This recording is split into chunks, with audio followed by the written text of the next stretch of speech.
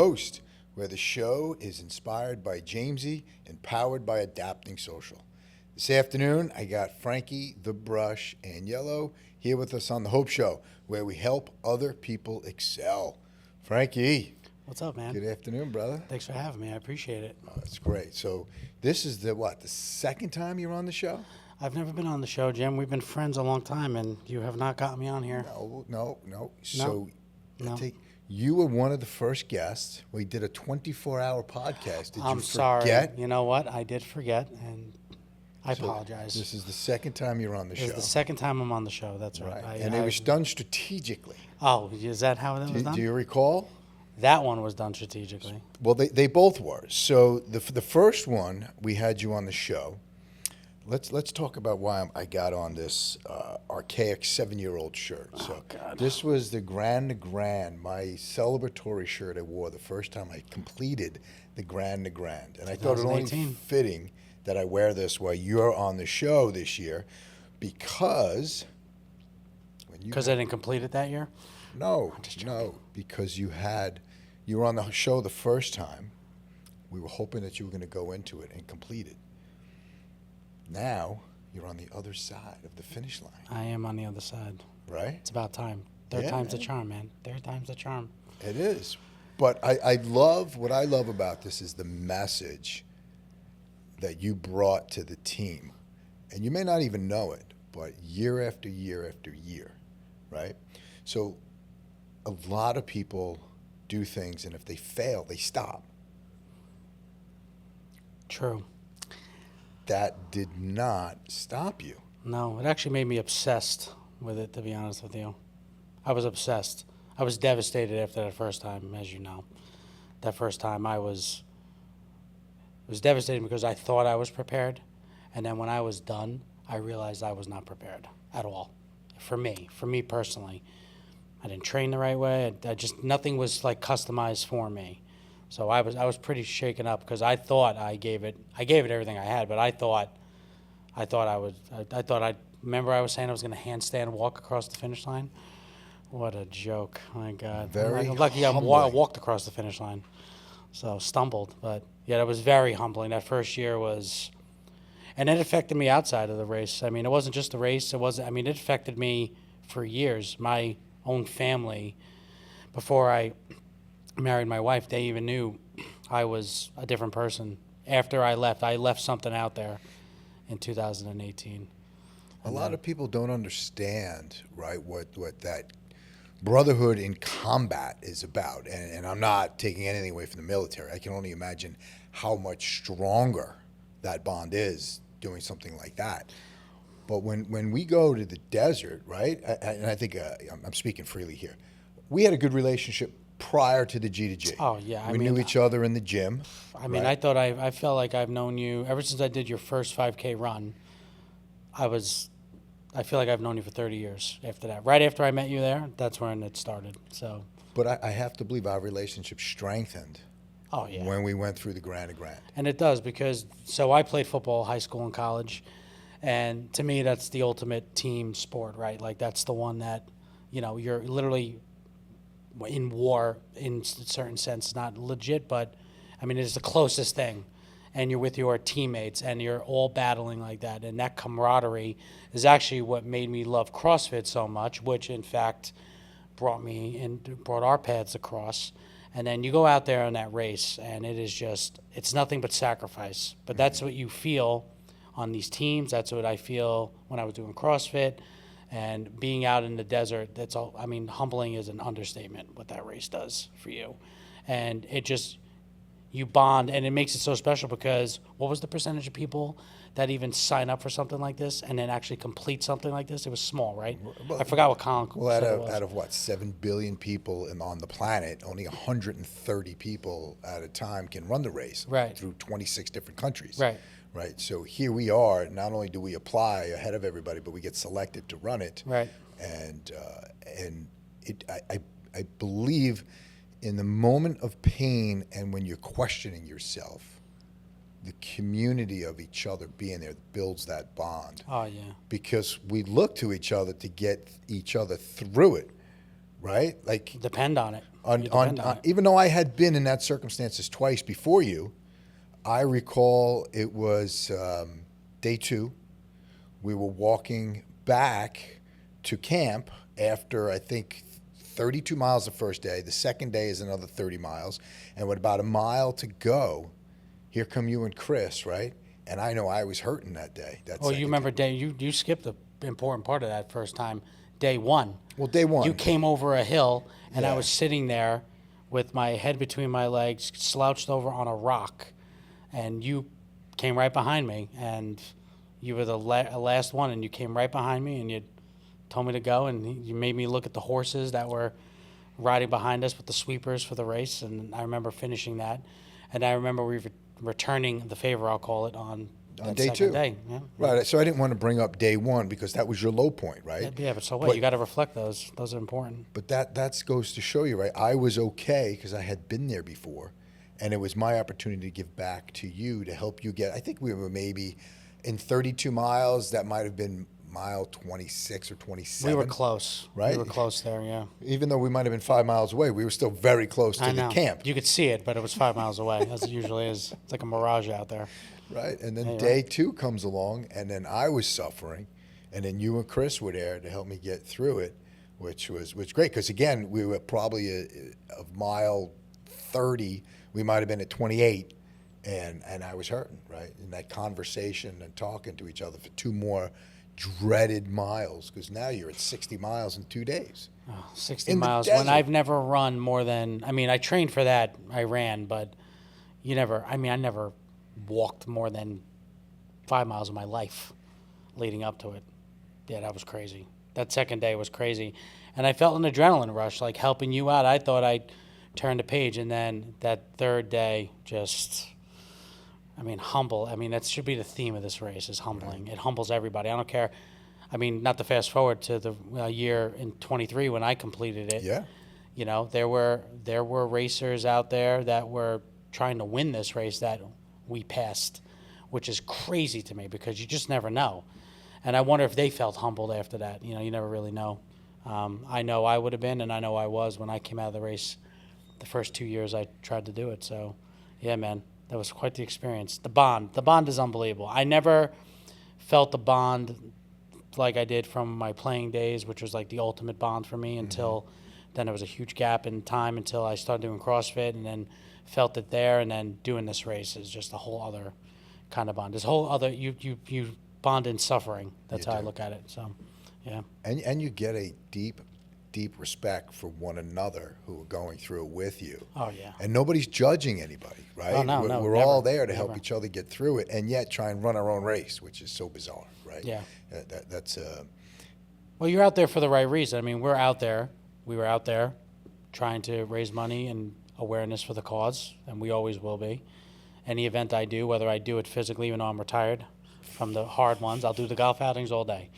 We're out there for that reason. But there is a part of it that you need to do it for yourself, because there's a dark point where you have to self-reflect, and you need and not that it's not enough, but it's not enough just doing it for somebody else. You have to do it for yourself. You need that extra gear, and then to bring it home, you reflect back to why you're out there, and that's how I made it in 23 for sure. My third time out, 3 times. Oh, God. the respect I have for you, because you can see someone's growth evolve, right? From the first race to when you cross that finish line. You were so humbled.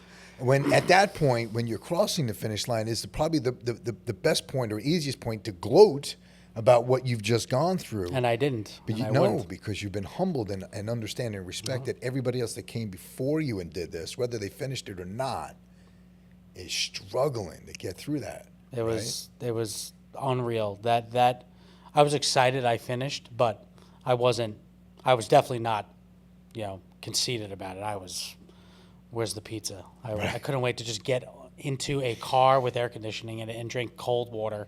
I remember asking you guys for the chips. I wanted chips and I wanted Gatorade if I made it. Those were waiting for me at the finish line. So humbling is, that race should be renamed that. The humble should be in some sort of literature that Colin has had for that race. But it really was, man. But that bonding, and I bonded with Leanne. my second year doing the race, I got hurt pretty bad. My ankle, I mean, you remember how big my foot and my whole leg was swollen.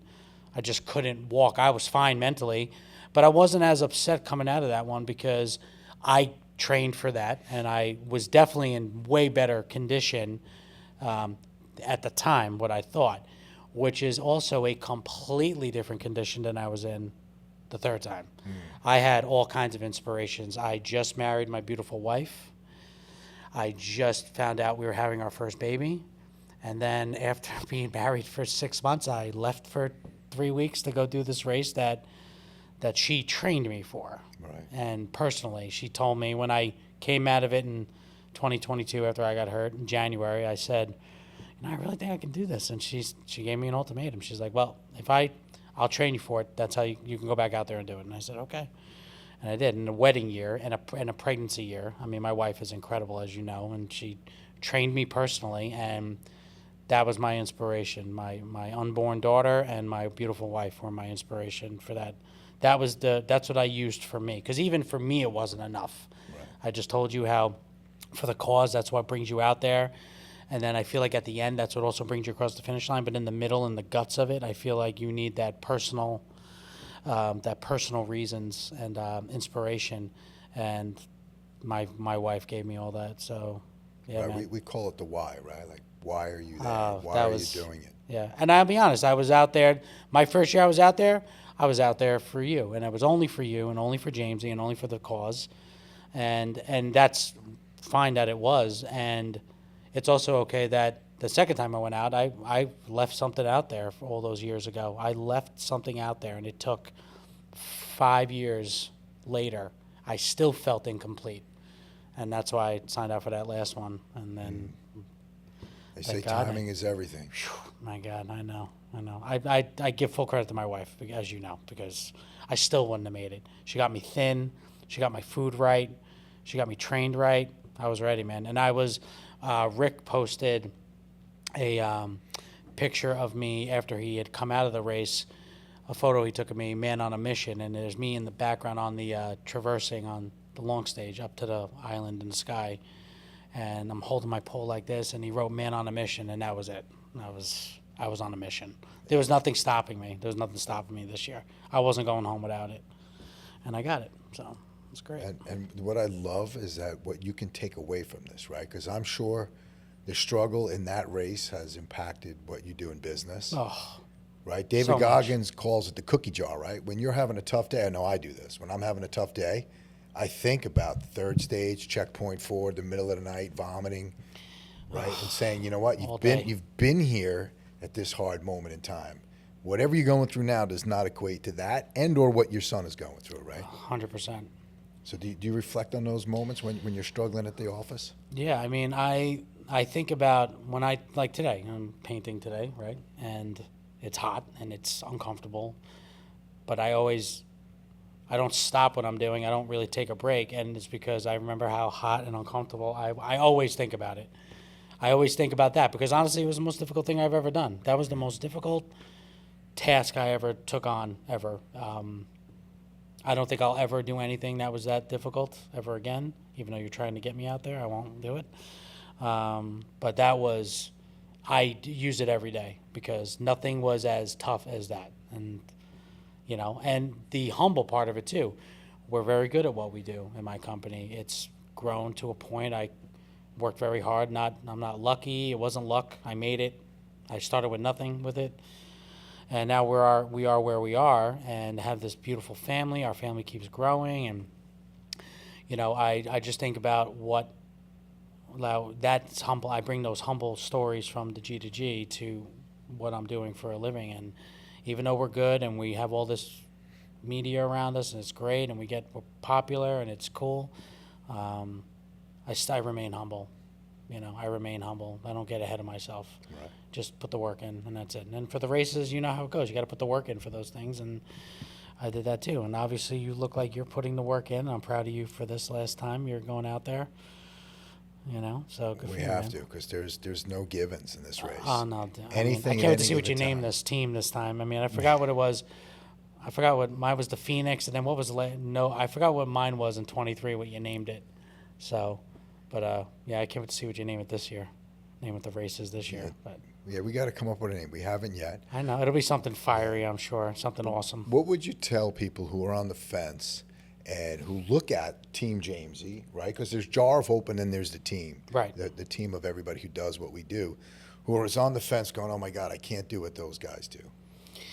Well, to be honest, if you looked at who's out there when we get out to Utah, and I'm only using the race as an example because I've done the New York City Marathon for you.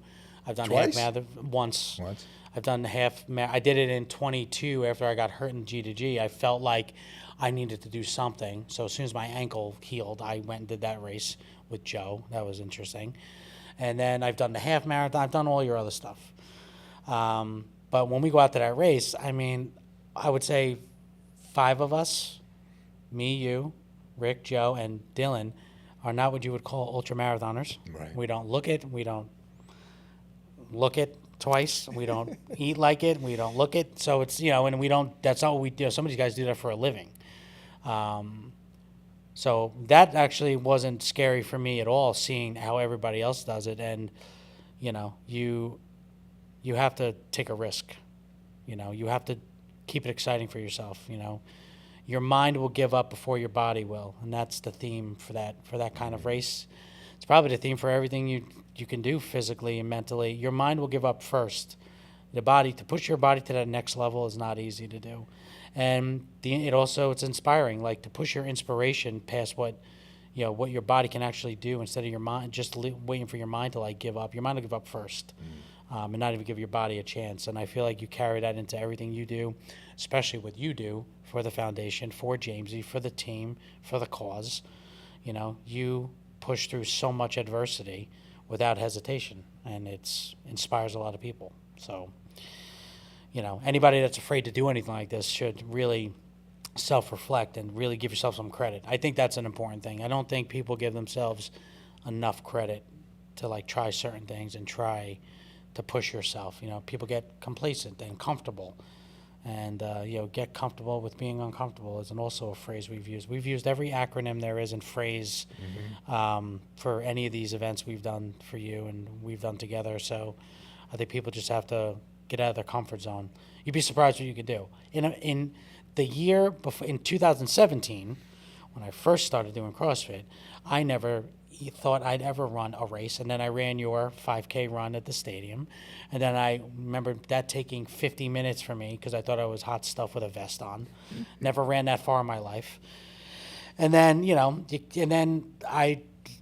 carry that into training for them. Now the race comes up and you're like, oh, well, how could I ever do something like that? What am I, nuts? And then you go out there and you try it and you realize, oh my God. But then you want to complete it and you want to push yourself to that point, and it becomes addicting, and that's your drive. And it just organically happens for me in my personal life. I have this unbelievable drive. It happened, I met my wife years ago, and when I knew after our first date she was the one for me, and then I legit did. And then, I found another gear somehow of what I'm doing for a living, which I couldn't believe because I thought I was busy, and working hard. And then we got married. I got engaged, another gear. We got married, another gear. Found out we were having our first daughter, another gear. Now I have 2 daughters and a stepdaughter and a house. And I'm like, I'm on like gear like 76 right now at this point. And it happens organically. It just kicks into gear, pardon the pun, and it's pretty amazing. But you have to push yourself. I had to push myself in my business. It brought me, I take on projects that are very tumultuous and, but that growing pain you need to go through, and I feel like that I've learned to do a lot of that from doing events like we've done and being a part of your foundation, and, you push through these things. What I love about the team around me, like guys like yourself, business owners, is that what you just said, right? Gear after gear after gear. Being around Jar of Hope, everybody has learned that what they're giving, they've got more, and they can continue to do more. Some isms have come out of this. Like my wife, she's always telling me, nothing ever seems to be enough. Well, when I'm trying to find a cure for an incurable disease, so I don't rejoice in the fact that we found a clinical trial, had a clinical trial approved. Yeah, it's like, that's great. Keep going. Right. What's next? Right. Right. And that became one of our famous hashtags. What's Right. next? Right. And what I love about, like, with Joe and Rick, business owners, right? Rick had a common phrase that we used to talk at night, and it would be like real talk, no bullshit. Like, be honest with me, be honest with yourself. Let's have a real talk conversation. Right. And you have to do that if you're going to go run a race like the races we do, and or if you're going to be in business like you're in business for yourself. You have to wake up every morning and have a real conversation with yourself before your day begins about what you're about to undergo, I right? have that conversation with myself all day. It's all day. There's always something. You know how it goes. Yeah. There's always something. You're dealing with everything with the foundation and everything you've got going on, and it's, all day. I wish it was one time a day I could reflect and think. I'm reflecting all day long, and I think that's important. And that's what separates people. I feel like that separates me and what I do for a living. Probably me as a person, me as a husband and a father to my family, and you have to you can't just you have to reflect. I feel like you're constantly in reflection. That's how I look at it. That's what keeps you humble. I think they're the same thing. Yeah, I get business owners all the time asking me, Jim, really, if I bring my business, or if we start to come around the team, we'll get that synergy. And I'm like, if you don't get that synergy, your heart's not beating. That's right. There's just something wrong, because I believe everybody around the charity, business owners, right now, you've evolved from a friend to a gym community member to now a teammate to a sponsor, right? And I believe as you get deeper and deeper involved, your personal growth gets tremendous, right? Well, I promised you that I might not do the races anymore, but I'll always be involved. I'm telling you, when I saw the video on the screen, the Jumbotron at the stadium, that was it for me. I introduced myself that day, and then our friendship began after that. And our friendship began first. It wasn't, you know me. I don't do any of this for. I didn't even want to wear the hat today. You made me put something on. I made him put it on. I didn't want to wear the hat, and I swear, and I'm like this with everything. Brush Designs, great No, painter if you stop, need stop. one. Yes, he's a sponsor of Jar of Hope, but he's a friend with a great business. I use him personally, so. I just feel like, these are, I always just want to do it in some way. I'm always going to be involved in some way, shape, or form. I don't sponsor the shirts. I told you, we painted the outside of the building that year, and you wanted to put something up. And I was like, I wanted to didn't put a want plaque up for you. I don't want a placard. I didn't do it for that reason. That's not why I do it. That's my way of giving back. I know, I understand. I appreciate it. I do. But, we don't do it for that reason. Because I'm genuinely invested in what you're doing. My wife, who's done a couple of events for you and who's known you less time than I have, has a huge interest in the foundation just from my involvement in it. She loves it. She wants to help. It inspires people for sure. You inspire people for sure, man. And I'm grateful that you guys integrated Jar of Hope in the family, and It is. wasn't forgotten, because, and quite frankly, it could have been when you had baby number 1, baby number 2, and your stepdaughter. Yeah. So there's a lot in the household that you could have said, sorry, Jim, our plate is full. Yeah, But you always left room for us. plate's a buffet, man. I got big plates. We're Italian. We got big platter plates, man. Our plates are not these little solo plates, man. We got platter plates. We're good, man. We're good. Always want to help, man. Anytime. Yeah. So it's great. And now, I can't wait. We talk about this. Day 3, the year you finish, right before the long stage, Oh, God. which was the only reason,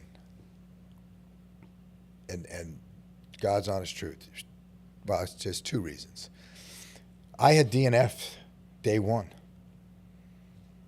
What checkpoint, 2? Checkpoint 2. Day 1, checkpoint 2, I was done with the race. What was that, mile 14? I forgot what that is. Is that mile 12? It's not good. It wasn't. It You wasn't. know, Good. I wasn't deep enough into the race, but for whatever it was, it just wasn't my year. But the race organizers allow the people, if you DNF the first day, you can stay and finish. No one's ever finished it. I should have been the first one, but that's a whole nother story. But I stuck around for 2 reasons. One, I wanted to pass the baton to another dad who has a son, Dylan, whose son Connor. Dylan was running the race, and I was hoping to take the baton and say, here, Dylan, This is yours now. You're 10 years younger than me, 20 years younger than me, whatever he is. Probably right? 20. And I hope you bring out now members of your environment, your neighborhood, your community to this race and get to it. But reason number 2 was you. Because I know day 3 was the day that a lot of people get stuck on. They DNF that day. And I wanted to be there to make sure you got up and you had the right frame of mind. Because you got to go 53 miles in 30 hours or less. And probably the biggest amount of accumulation of ascend and descending in On that day, on the mountain. It's that phase. Yeah. It's that phase is the one. Yeah. Right. And With the elements at night, freezing at night, hot during the day. Yeah. It's really terrible. I It's can't terrible. wait for you to tell your daughters one day, because it's going to come up. Well, I mean, I did get, my wife knew what it meant to me, and I got the beautiful buckle finally, and it's on a display case in my first daughter's room, and she has no idea what that is except saying, "What's that?" Right. And she has no clue. And someday I want them to share it, because I don't want to do it again. So they'll have to share the belt buckle, the two of them. That day 3 was not easy for me. We had a couple of snafus that trip. I didn't get any of the emails, which, they mean so much to us out there.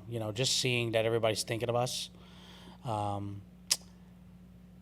fact that I didn't get my emails that day, I was pretty upset. And that's when you actually had the conversation with me, the big speech you gave me that brought me to, I didn't need anything else upsetting me, and then you did. You upsetted me, but lit a fire under my butt, because I was pretty upset. Right. And then, at the third checkpoint, Tess brought me my emails, because she said it was a glitch in the system, and because I was the only one that didn't get them. And you're so mentally exhausted by it before you even start the stage, and knowing what's coming, I was very upset.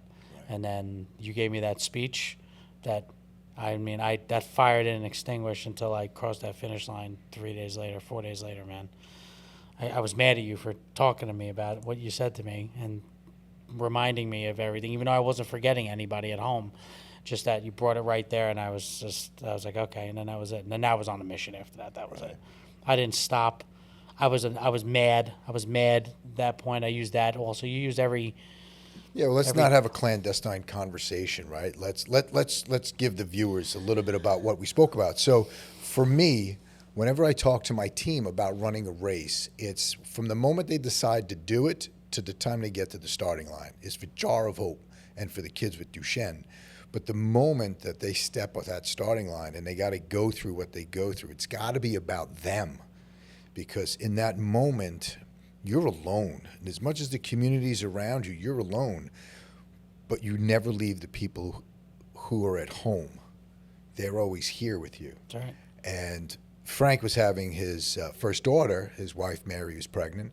And I reminded you that right now, at that moment in time, when you're about to traverse the most amount of inclines through a race in the next 30 hours, right? Fear can do one of two things. It could paralyze you, or it could push you to the end, right? And that was my goal, was to kind of use fear to make sure that he got to the end, because I didn't want him to fear the fact that one day he was going to have a conversation with his daughter about tough times in life. And I can get emotional just thinking about it now, what we were talking about, that if you don't get to that finish line, you're almost going to be like a coward, or not coward, or a fraud about how can you be telling your little one to push through when in a moment that you're supposed to or could, but you don't believe enough in yourself, and you don't, right? But I believed in you. You were ready. The way you came to the race, your attitude to the race, just everything. You were ready, and I didn't want any of that doubt to creep in.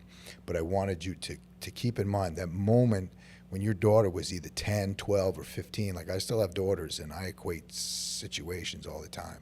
I wanted you to have that. And I did, and I used it. And, you know how it is out there in the race. You're like, when we're eating, you're eating for survival. You don't care what it tastes like. You need calories, right? That's what that was. You get your inspiration wherever you got to get it, and you need as much of it because in that dark place, when you're in that dark mental place when you're out there, or anything really, again, there's so much symmetry to like that race and even everyday And life. And it sounds, kind of corny, but it's true. I mean, it really is, and that's because that's the hardest thing I've ever done. That's the example I give, I'm sure there are other things that are more difficult. People go through things relative to them, but you get it. You need any bit of inspiration, whatever. When I was out there with my amazing teammate Leanne out there, it was just the two of us, and we kept the same form, the same pace the entire time. She was always behind me, listening to me complain. Then we talked about, we tried to get a different conversation going instead of us just breathing heavy, and we talked about my music playlist, and I had her listening to rap and things she's never even heard of, and she's like, oh, I like that. Just anything you can figure out, and you really got to apply that to everything you're doing these days, like just in your life. I mean, anywhere you can, don't get complacent. Don't get complacent. Don't think you're more than you actually are. Don't get ahead of yourself, and I feel like things like this, when you're in these really tough times or when your true personality will come out, that's if somebody's a quitter. When it gets tough, if somebody just quits and gives up on something, unfortunately, that's the kind of person you are, I mean, I know you're a human and it takes, but and it works the other way too, in that adversity, if you push through those things, like I said, nothing was more difficult than that. So I don't look at it as not even having two beautiful daughters that are under two. So let's talk about that. Oh, what God. is that like? What two is that under like? two. Well, I will tell you, none of it happens without my wife. My wife, as you know, she raises our children. She's home. She's in the trenches. She's in the trenches at night. Men probably, and me for sure, can't handle it without her. I'd be lost without her doing this. It's wonderful and chaotic at the same time. My wife likes to say this is a season. We're in a season right now. My daughters are The 1 infant year, season, yeah. 1 year and 24 days apart. My 7-year-old stepdaughter, who's incredible, is just self-sufficient. I mean, she knows what she's doing. She loves her sisters. It's incredible to watch and that inspires my wife and what she does every day. I love it. I mean, it's something I dreamed of having, and I really gave up hope that I would ever have a family. I always wanted one, and I was very late to the game, as you know. And we're making up for lost time. So it's a very busy season. I'll call it that. But it's wonderful. I mean, I walked up. Enjoy every moment. I love it, man. I mean, I walked up to my front door yesterday, and I see my daughter standing at the window, waving, going, "Hi," and I'm like, come on, I don't care. And I had a terrible day yesterday. It was a terrible work day. It was hot, no air conditioning in the building we were in, dealing with things and issues and things as a business owner, things as I'm not just a 10,000 foot above the business owner. I'm in there. I'm painting today. This is not what I was in when I left the house today, and I'm going right back to the job when I leave here today. But I came home and my daughter was excited to see me, and my wife. How does that wash away everything? It literally does. I don't know how it does. It just does, man. It just does. I don't care about it. I stopped thinking about it after that. I'll have a conversation or two with my wife after the day, and then I'm focused. Then I'm dad after that. I'm daddy. I'm husband, and having people excited to see me. I mean, how could that not recharge your batteries? So it's a busy season right now for us, but we love it. That's great. Mary's happy. She loves raising our kids, and I love being able to provide that for her and our family. I love the challenge, and I just, again, more inspiration. Another gear, 78th gear I got. So just keep moving, but it's exciting. That's it. It's fun watching. It's fun listening to them talk. My youngest Ava. In the beginning, it's about mom. She doesn't really want dad in the beginning, and now our bond is growing. I could see it, and just when she smiled at me once, that was it. And my older daughter Parker is just talking up a storm, and I'm wrapped around her finger, and that's how I'm wrapped around both their fingers. My stepdaughter as well. I'll complain, but I'll do anything she asks. I don't care.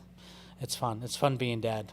It's nice to watch from the outside. I see way too many dads walk away from their families. No, man. So it's great to see how embedded you are with your wife. Very much so. And like, my wife is the heartbeat of the family, and I can't. I'll be in forever indebted to her for everything she's given me, and the hope, the inspiration, the love. I mean, I can't ask for anything more. So back to your question, it's chaotic but wonderful at the same time. And having Mary at home helps you. Now, let's talk about, he's going to be very humble and shy about this, but let's Here he talk goes. about Brush Designs, right? Brush Designs, you started how long ago? So I've been painting since I was 15, and went to school, got my degrees, lived in the city, worked in the city, did the whole thing, had the office, had the big job, and I wound up being miserable. And I always loved this though. I always loved painting. My mentor, who just recently passed away, Tommy Napolitano, who taught me everything about it. He ran his business a certain way, very lean, and I literally copied that and ran mine.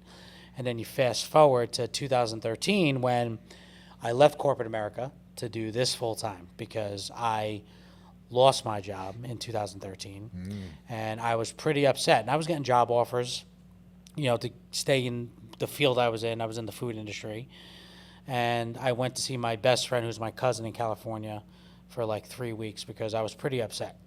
I knew it was coming. It drained me though, but it was a blessing in disguise. And he looked at me and he's like, "What are you, an idiot?" He's like, "Make your business official," because I was coming home on weekends and painting. I mean, I loved doing it. The money was good, but I didn't know if I wanted to do labor. But I'm also blue collar family. My dad, who is, if I become half the man he is, I'll be better than most. And just, he did construction, worked 2 jobs. My father was the hardest working man I ever met, and I don't think I'll ever be anywhere close. Fraction, I'd be better. And then I decided, I wrote 50 phrases associated with painting on a board, and then we circled 2 of them, and that's what I named the business, and that was in 2013, and that was it. I called Tommy, and I was like, I'm going to open my own business, because he was still painting, my mentor. He was so proud of me and so happy. And then the irony was, he'd work for me, Wow. and I'd work for him, and I'd make a joke that I'm going to pay him his $100 a day that he used to get away with paying me. But that man taught me a lot, and I literally mirrored his business model as a lean. I don't have 50 guys working for me. I don't want it to be that big. I like where we're living, and it's the quality of life for me is everything. I could have stayed in New York and made more money, lived there, and not had the quality of life, which is terrible for me. It wasn't me. I thought it was me. I thought I wanted that, but I didn't. What can you identify what it was that you didn't like? Just the pressure of it. And it's funny to say that because owning your own business, there's a whole other level of pressure. It's you don't know where your paycheck's coming. It's nice to get a salary, nice to get bonuses, nice to have, things like healthcare, These Paid are all vacations? Paid vacations, days off that nobody will call you if you're not, in corporate America, if you're off, nobody calls you on vacation. I tried very hard to do that in my business. That's impossible because I own my business. Do you have an out of the office? It doesn't matter. I have it out of the office, and I get the calls that'll be like, "I know you're away, but can you answer that?" And okay, so whatever. But my quality of life. I was very unhealthy. I was mentally and physically, emotional. I mean, it was draining for me. A lot of high pressure. And different. Like I'm in a high pressure situation now. I'm running a company. Like every dollar I make is my time out there. And, when I'm not working, we're not making money, but the business has grown to a point now where, I make money on the jobs and things. It's running itself. I mean, I'm in there, I'm doing it, but but it took a long time to build it that way. It's been, 12 years now. It's not easy. Some people look at it and go, "Oh, you got lucky." First of all, I hate when people say that. Yeah. Like I'll sign a contract for something, and oh man, you're so lucky. No, and guys, unfortunately, I know went out of business. There are, COVID shocked everyone, right? And we grew during COVID, which is very rare, if not impossible. We did because I remained a lean operation, and my entire client base was a referral base, only at the time. We didn't have a social media presence. We didn't have a Google profile, which people couldn't believe. And I was like, yeah, I don't really want to deal with new people. I was like 7 people removed in referrals. And that's a pressure too, because you don't know where it's come from. I still have my first deposit slip in my business. It was a $350 job for a friend of mine's grandmother. I painted her kitchen yellow. It was red, the color of that couch over there, and I painted it canary yellow. And I lost tons of money on it, and I don't care, but I saved it. That was the first job. It was $350. There you go. And I remember what we did in our first year. My accountant and I just laughed about it the other day. In 2003, in the first 18 months of my business, we did $18,000 in sales total. And just from grinding and everything, we're fortunate that it's, again, it's not the case now, which is great. I remember my first car. I used to strap everything I had to my Toyota RAV4, which I bought from a family friend because I couldn't afford to buy a truck or a van and whatever. And Somehow you make it work. you make it work, man. I mean, I was strapping ladders to a RAV4. I had everything in there. I mean, it worked, and it was great, that car, that little 2003 Toyota RAV4. Silver. I'll never forget it. But, again, humbling. It was humbling going from, I was making a big salary and working in New York and in Long Island. And then, you're pretty humbled when you're making less than $1,000 a month. I had to move home. That was humbling in itself. I tried to stay in the city. I couldn't. Obviously, it was very expensive. Humbling. Humble is the theme. So, and that's how we have grown this business to where it is now, being humble. What kind of work do you do? Tell everybody what you do. We're a painting contractor. I don't want to What do do you this. paint? Residential, commercial. I don't really want to do this. Well, I'm not you here have for to. that. No. Residential, commercial, industrial painting, interior, exterior painting. We do everything. Any wall covering, everything needs a coating of anything. We do it. We're and it's great. It's great. Where can they business. find you? What's the phone number? 917-656-7153. Website is brushdesignllc.com. And if you Google my company if you search us on Google, you can see all that stuff that he's making me say. I don't feel like saying all this stuff. I didn't even want to wear the hat today. You had to wear the hat today. I don't care about the hat, man. Frankie's a very philanthropic individual, he and his wife, and they support the foundation tremendously. So if you need something painted, or if you just want to give him a job because he's been so philanthropic, give Frankie a call. You won't regret it. I appreciate it. Yeah, Unnecessary, but I appreciate it, man. Thank you as always. We got to keep those kids clothed and fed. And Yeah, man. I mean, they are. They're definitely. We're eaters in this house. We're all foodies. We love it. Everybody's healthy and good, and everything else is. Those are the first 10 things I worry about, and then from 11 on, I don't really care. It doesn't matter. It takes care of itself. It's on autopilot now at this point, so I could focus on my family, and that's my drive. That's those extra 78th and 79th gear I've got are my family and my wife and kids. So it's all good, man. yeah, man. And what areas do you service? All Monmouth, Ocean County. We paint from New York down to New York City, down to Cape May locally. We're out of the state as well. Clients travel, so we paint if a client asks us, we'll go. We went to North Carolina last year. I've been to Florida, Vegas, L.A. I visited my cousin in California, painted out there. Just wherever somebody moves, I make it work logistically. I mean, I know guys that won't even go to New York because of the logistics, but if you're organized, you know how to do it. And my corporate background helps me get those accounts, things like that, because I do come from a operational background, as you know, so I use that to my advantage, and that's how we've grown that sector too. So it's good, man. Yeah, man. That's Beautiful. And everybody out there watching, help me encourage Frankie to get back in a race, any race. It's not going to happen. We need the support. Push him. I will Egg him on. support you. Listen, I am going to support you. My patches, my logo will be on the sleeves of the shirts. We got the golf outing coming up. It's not which the I'm very same when we're out there grinding. Sure and I it look is. to my Just- left or my right, and Frankie's Yeah, not well, there. if you look to your right, you'll see my patch on there, and you'll think of me. And I'll email you guys out there. Listen, I maintain this. If my wife ever wants to do one of these races, I'll volunteer. Oh, She'll do it. That'll also probably turn into making me do it, and then I'll consider doing it. But Nice. Let's go, Mary. that's not going to happen. We're in the season right now. The season's a few years, so you got pump her at the event tonight. Didn't I all just see her do a race somewhere? Yeah, so my wife is an incredible athlete. She's getting ready. Elite. Postpartum 4 months, and she just did. She's done multiple races actually. She just did an incredible competition at my friend's gym at CrossFit Andorra. It was a high rocks competition, which is the new thing these days. I guess that's what. And she did that. She did awesome. And again, I mean, I know people that are postpartum 4 months that are still laying on the couch. My wife, I remember when she had my first daughter. My wife was with my daughter strapped to her after, I don't know, 3 weeks, was doing a workout in our gym, just picking up dumbbells or kettlebells, and people are looking at her like, how and what are you doing? And she's just so driven, Nothing stops her. Another hashtag, my kind of crazy. She is definitely, she definitely fits the crazy family for us, man. She's right in there. She's doing the Marine Corps Marathon in the fall. All right. She's doing 5K half marathons. I mean, it's incredible what she does, the drive of her, and she drives our family. She definitely drives me, to do what I'm doing. So it's pretty amazing. But no, I'm retired from doing the big races, buddy. I'm sorry. My feet and my 4th degree burns on my feet we're done with those, man. I need my legs to do what I do for a You living. do. Walk up and down those ladders. Yeah, that's All right. 100%, man. So, but you'll be at the golf outing.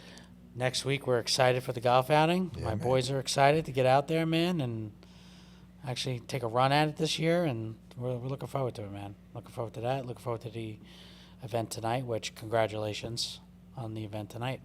What a incredible thing tonight. We're so excited to celebrate with you too, man. Why don't you elaborate on that? You put me on the spot. No, this is about you. We I know, talk I- about Jar of Hope. We touched on it. I know, but this is exciting for you tonight too. It's exciting. I'll tell you what. So talk about reflection. Mm-hmm. I've been reflecting on this since. So Jar of Hope was nominated by the Monmouth County Chamber of Commerce as the nonprofit of the year, and tonight is the award ceremony where we will be recognized. And it's great for everybody who supports Jar of Hope. And I've said this to several people, is because we're out there, and I say we because it's not just me, and you just never know if your voice is going to be heard. And this is we hear you, Jim. We hear you, Team Jamesy, Team Connor. That's the Team point. Chase. That's the point, right? It's not even about the award. No. It's what was your whole thing? Awareness for the cause. Get it out there. All the posts from doing the races and raising money for the foundation to get out there and do the race and inspire people to do these crazy things. When you're looking at it from outside, it looks crazy. Yeah. But get in it. Get in it, and it's not as crazy as you think. No, and it's the irony. You started in 2013. The charity Jar of Hope started September 13, 2013. That's when Jamesy was diagnosed, and it was September 15th, that Monday, where I looked at my wife and I said, "I gave you the weekend to cry. Now you got to fight." And on we did, and then I quickly learned that nobody knew what Duchenne muscular dystrophy was. I didn't know either. And here we are, so many years later. The charity is being recognized because of those who have embraced the cause. And I can't thank everybody enough. And that's all I'm going to say about it.